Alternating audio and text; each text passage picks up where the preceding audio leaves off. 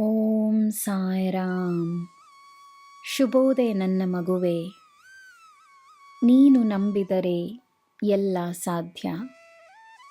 ನಿನ್ನ ಜೀವನದಲ್ಲಿ, ನಿನ್ನ ಕಾರ್ಯದಲ್ಲಿ, ನಿನ್ನ ಭಾವನೆಗಳಲ್ಲಿ, ನಿನ್ನ ಸೇವೆಯಲ್ಲಿ ನಾನು ಭಾಗಿಯಾಗಿದ್ದೇನೆ.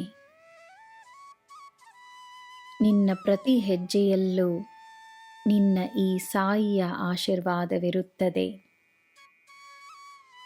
ನಿನ್ನ ಎಲ್ಲ ನಿರ್ಧಾರಗಳಲ್ಲಿ ನನ್ನ ಆಶೀರ್ವಾದವಿರುತ್ತದೆ.